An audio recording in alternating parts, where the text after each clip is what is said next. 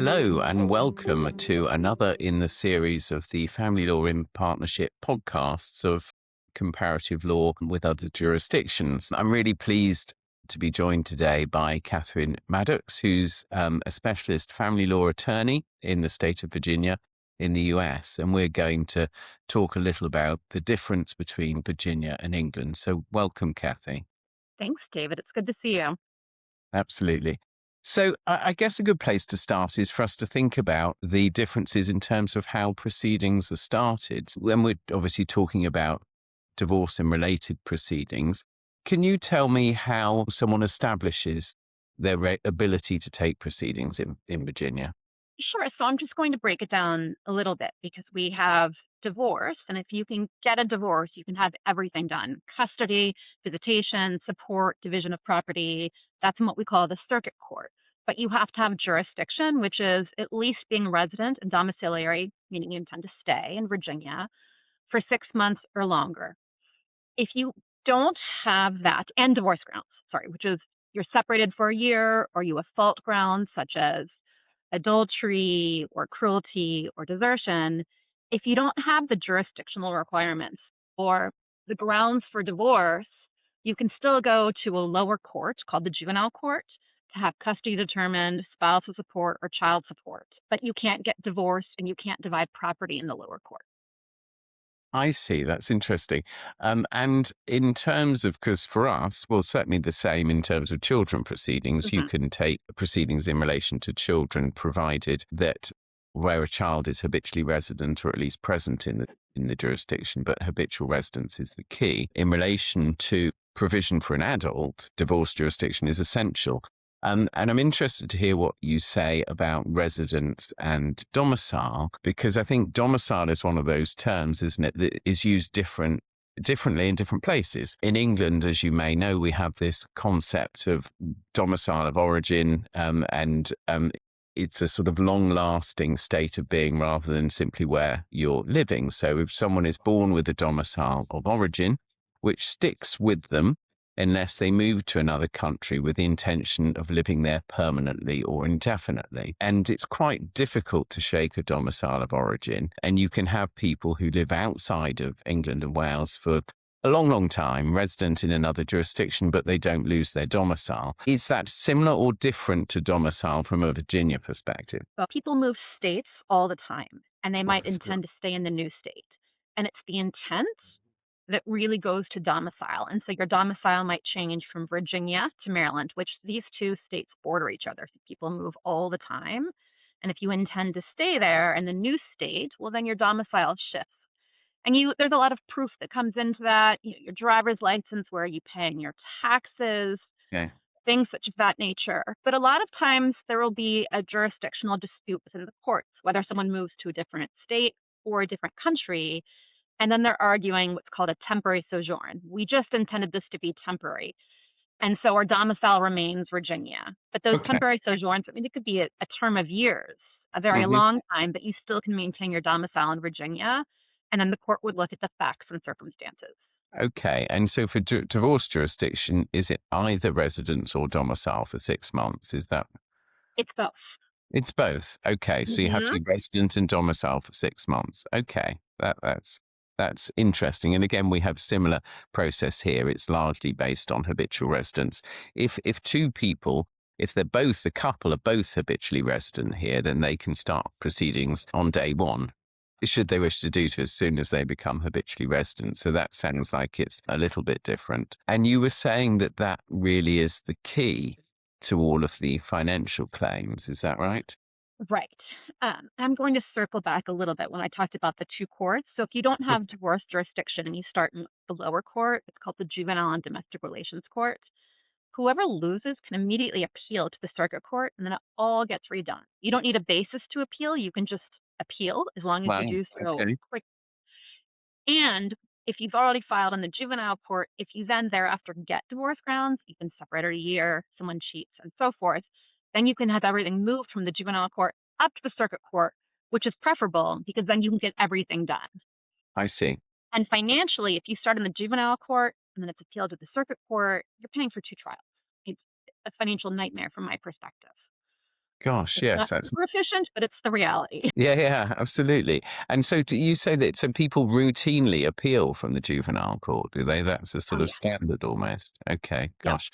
But you Yep. can get both child and spousal support in the juvenile court, can you? Yes. Hmm. Okay. Okay. So the key difference then is the property division that you can only get on divorce. That's and does property division, how does the Virginia court deal with that? And does it deal with assets all over the world, or what's the broad picture in that respect? So we have equitable distribution, which the court looks at the equities of the case.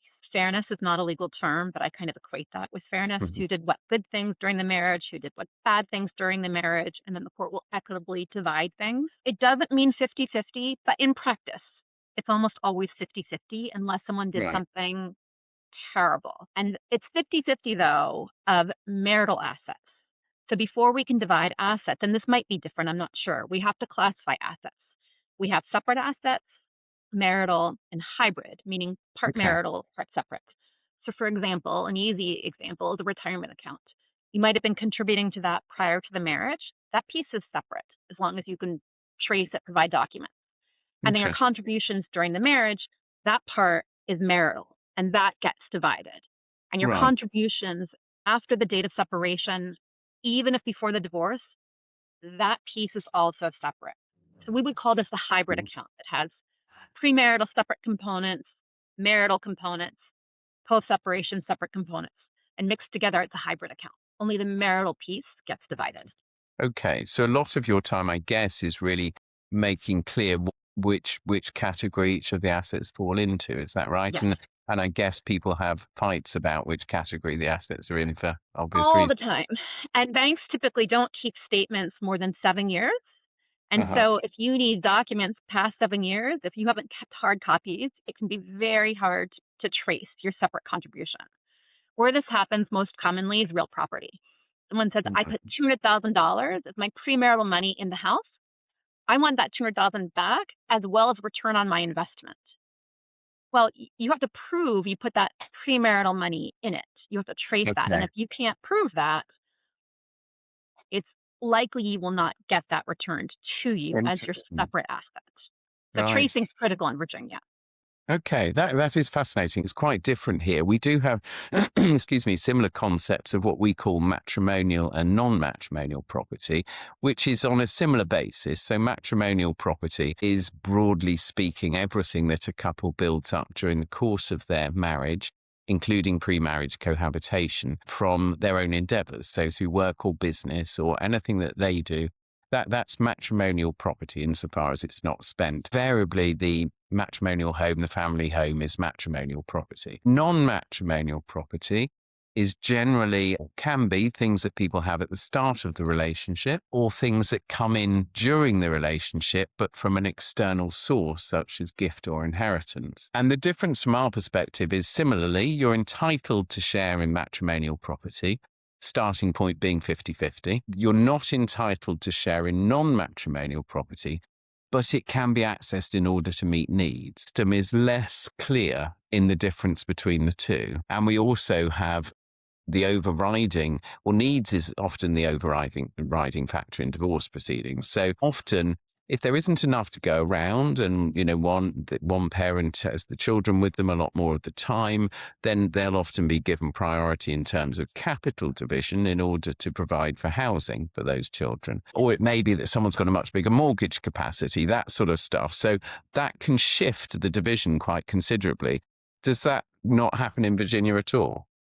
I mean, equitable distribution, the court can do whatever it believes is equitable, but you don't see it here the way you do there. Needs is part of the equation, but really, again, the court can only divide marital property, and title also has an impact. So, for example, if a house is marital, meaning acquired during the marriage, let's Yeah. say it's all marital money that went into it for ease of this example, but it's titled only one party's name, the court can't transfer the house to the other party. What the court can Okay. do is say, okay, there's $1 million of equity. So let's say, husband, you're keeping the house, but you have to pay your wife $500,000 cash for her share of that asset. Or you can sell the asset and split the proceeds, but you can't transfer title. Oh, If something interesting. is jointly titled, you can then choose which spouse it goes to. And by settlement, you could transfer a house. It's just when you're in litigation that a court is limited in what it can do, but the title doesn't control classification. I And see. needs is just much less of an issue here. And I don't know if you noticed me smiling when you were talking about needs. My understanding might be incorrect, but it's such a big issue, I think, in the UK. For example, Yeah. I think you can order housing for a child and order a house for a child as part of child support. That would Yeah. be unheard of here. That would never happen.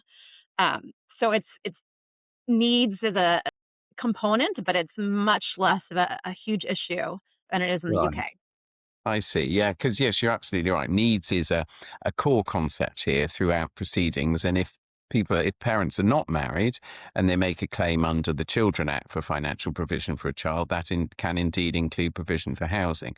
The big difference, though, if you get a house under the Children Act, so as a child provision instead of as part of a divorce, then you have to give it back later on. So it's only intended to make provision for when the child is still dependent. So they're limited in that respect. But yeah, and needs can be huge for a wealthy couple who are used to traveling on private jets and have holiday homes all over the world. Then, that can sometimes be part of their needs. Whereas a couple who live in a local authority or rent controlled apartment, their Right. needs are going to be very, very small.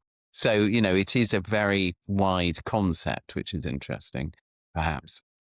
One of the things I'm actually interested to hear a little bit more from you on is one of the things you said about equitable division was the how people have behaved, conduct, or Mhm. what's the term used, what people have done during the marriage. Does that mean if you behave badly, that you can end up with less money? It does. In practice, it rarely happens, but it does because the court considers the positive monetary contributions to the well-being of the marriage if you brought in money, the negative monetary contributions if you gamble away $500,000 a year, which Okay. happened in one of my cases, as Okay. well as the positive and negative non-monetary contributions, with someone staying home and raising the children and organizing dinners for their spouses, career advancement, things of that nature. So the good and bad things during the marriage really can make an impact. And the court specifically can also consider grounds for divorce, fault grounds for divorce. Did someone commit Okay. adultery or was there cruelty? And these can serve as justifications for an unequal division. Wow. Okay. So is it sometimes one of the things that people really aim to do at the start of the process, the start of fault-based divorce so that they can get more money? Is that something you see? I think it depends on the lawyer, for one, Yeah. because so for context, I've been licensed since 2001. My mother also practiced family law. I worked for her for years before as an attorney. So Okay. I've been in the courtroom probably more than I would like. I think twice I've seen a judge do something more than a 50-50 division. It just Okay. doesn't happen very commonly. So if you want to push for it, I think it's a mathematical calculation. If you want that extra 5% or extra 10% or maybe even 15, which would be a huge deviation from what you typically see, what are you going to pay your lawyer versus what are you fighting over? Right? Yeah. So Yeah. I I caution clients that if they want more than 50%, certainly we will negotiate for it. We'll do the best we can. I'm willing to go for it in the courtroom as well. But just understand it's not guaranteed. It's a long shot and balance what you're paying the attorneys versus what's the actual dollar figure associated with that percentage differential that you're fighting over. Yeah, sure, sure. Well, I guess we all have to think about that, Yeah. don't we, in terms of cost of it. That is interesting because contribution certainly is a statutory factor in our legislation. So the court has to take into account contributions. The reality is that it doesn't. No, for want of a better way of putting it, contributions have to be relevant, but there's no assessment of who's contributed more or less. So it's sort of lip service to it, really. Similarly, in the same way that conduct, if inequitable to disregard, is part of our criteria. But I mean, it's a hot topic at the moment because there's a fight between two of the High Court judges about whether you should take some of the conduct into account, non-monetary conduct, Yeah. into account. The courts have always taken into account conduct that actually changes the financial outcome. Using your example, if people Yeah. have gambled money away or they've hidden money or whatever, that's always been relevant. But they've generally ignored non-financial conduct, such as domestic abuse, coercive control, that sort of stuff. One of our High Court judges, who's the lead judge in the family court, would say that that's the right approach. There's another High Court judge at the moment that is saying, well, actually, we ought to take this into account. And there's been some recent decisions where that has had an impact. I think this is going to be an interesting debate, isn't it, really, about how this stuff is or isn't taken into account. And I know it's dealt with very differently in And different countries. one of the things I think is interesting in Virginia for our statute that deals with division of property, similarly, our statute that deals with spousal support, is there are a number of factors. For property, it's 11 factors. For spousal support, I think it's 13 factors. And the judge simply has to state, I have considered all of the factors, but the judge does not have to state what weight he or she applied to each of the factors. Okay. So we just Yeah. have to consider Similarly. them all, but Yeah. they don't have to be given equal weight. Mm-hmm. So the bad things or good things someone did during the marriage might be just a tiny piece of what the judge is considering, but maybe the judge is really more focused on the duration of the marriage, and whether one party used marital funds for sort of a bad purpose to fund an adultery or something like that. So they Mm-hmm. just need to say they've considered all of the factors, but they don't have to give equal weight. Right. Okay. That's really interesting. And in terms of spousal support, you've talked a little bit about how does the Virginia court work out what is the sort of right amount of spousal support and how long it's paid and that sort of stuff? Um, I'm saying this on the podcast, and I also am thinking at the same time, don't quote me on this. One judge has literally said, Catherine, it's like throwing a dart at the dartboard. And this is a Right. former judge who I remain friends with. So that's a big question mark. I mean, we have 13 factors. We have 4 factors, which I consider to be the big 4: the standard of living during the marriage, the Okay. duration of the marriage, the payor's ability to pay, and the recipient spouse's reasonable needs. So there's a Okay. lot of factors, but those to me are the biggest factors. And another judge has described it as well. There's a bell curve. And then you've got the one judge that might give you a huge award over here. One judge might give you a small award over here. And most judges are going to fall in this sort of bell curve, this Uh-huh. range, at least in my jurisdiction. So I practice in 5 jurisdictions in Oh, Virginia. well. Okay. The primary jurisdiction I'm in, we have 15 judges, and we're assigned a judge a day or two before litigation. So we can't even negotiate based on what judge we might Right. have, knowing that all the judges do different things on support. So it's hard to advise clients on spousal support. We can give ranges, but there's almost no certainty.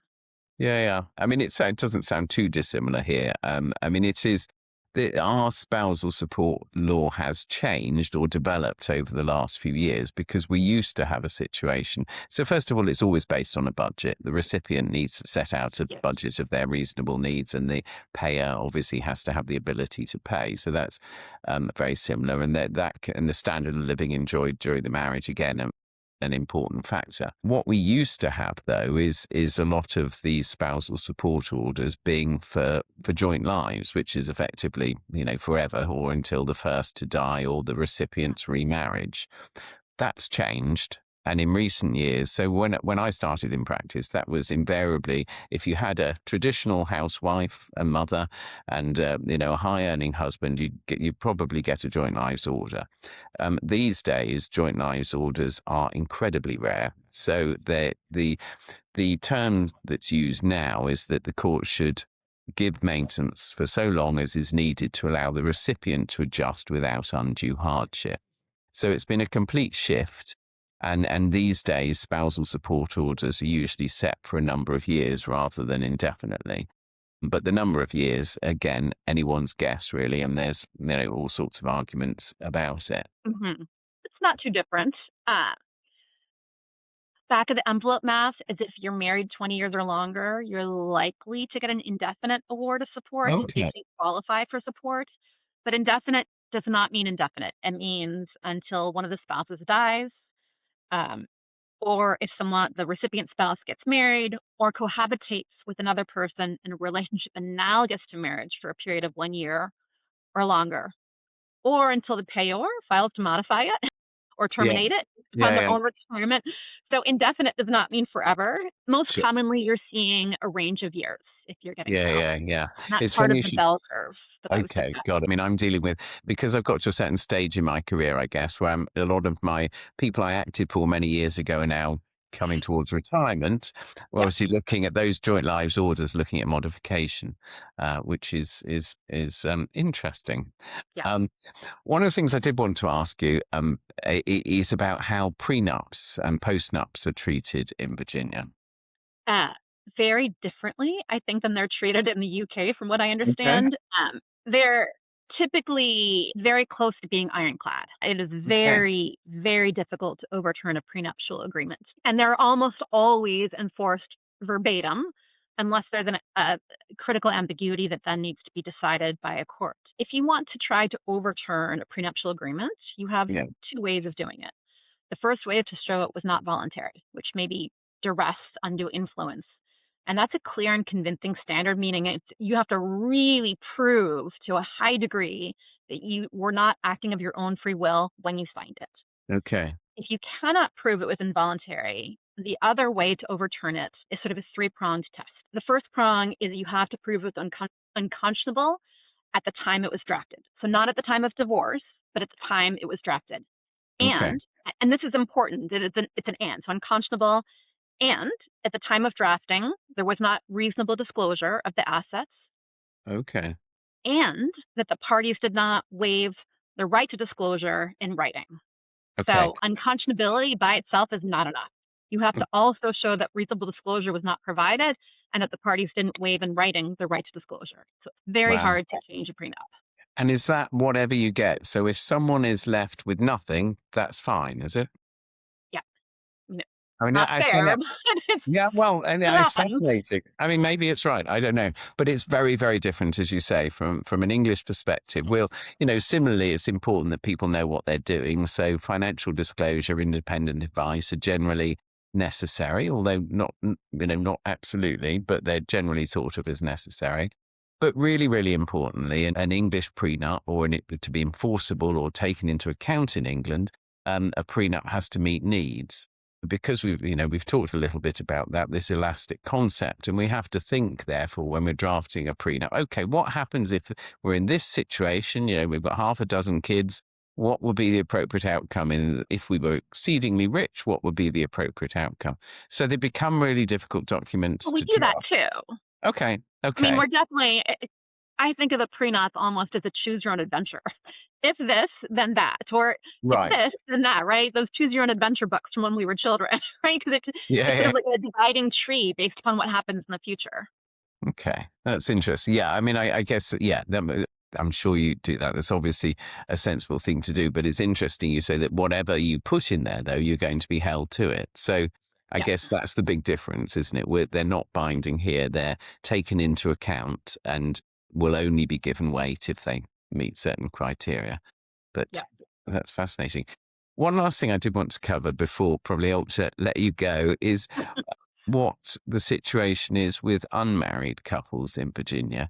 Can you make a financial claim if you're in an unmarried relationship that breaks down? At the beginning of our chat, I was talking about the lower court, the juvenile and domestic relations Yes. court. If you're not married, you can go there. You can't go to the divorce court, but you can Okay. go to the juvenile court to have custody determined as well as child support, but not spousal support. And there's no division of property. And child support is by guideline. We have strict guidelines on child support, and you can deviate from those guidelines. And child support is not a huge amount of money. I mean, it's really not even Right. close to enough to raise your child on.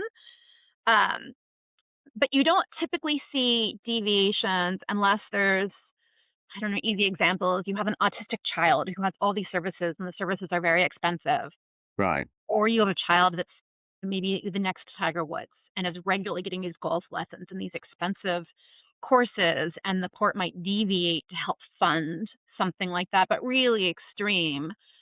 Before the court can deviate, though, they still have to run the guidelines, which is based upon both parties' gross income Okay. as well as reasonable work-related childcare.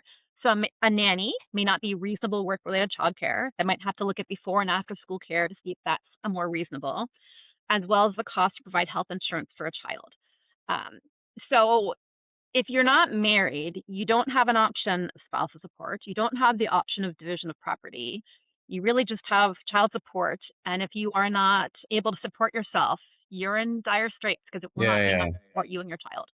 Very similar here, I have to say. It's one of those things that I think many of us have been saying for years should change, because I think, again, similarly, you can make financial claims if you've got children for those children, whether it's child support, which can include housing provision, as we've spoken about earlier. But if if you don't have children, or your children have grown up and left home, then you get absolutely nothing. And I think those can be the most unjust cases, where you've got looking at a traditional couple, say, where woman has stayed at home, looked after the kids for 20, 30 years, and everything is in the man's name. Then he decides later on, well, she gets nothing, which is appalling, I think. I remember I was a paralegal, so not yet an attorney. I was working for my mother, and she had a couple that she represented. The wife had been not married, living with her Mm, partner for 40 years. They'd had mm. children together, and he was very wealthy. I mean, he owned apartment buildings all over the area. Everything was in his name. And so Yeah, she got basically nothing. I mean, I think my mother negotiated for something, but it was awful. It was yeah, so unjust. But because they weren't married, the law did not recognize her as a spouse who gets half of the property, or equitable distribution of the property, as well as support. And there was no child support because the children had aged out. yeah, yeah. It's really Well, sad. it's the same, and I agree with you. It's not right, but there we are. Well, look, Katharine, thank you so much for spending the time with me today to have this discussion. It's been really, really fascinating. And no doubt we will discuss more of this on another occasion. But thank you very much for joining us. It's been a really fascinating discussion. Thank you. Thanks, David. It's great seeing you.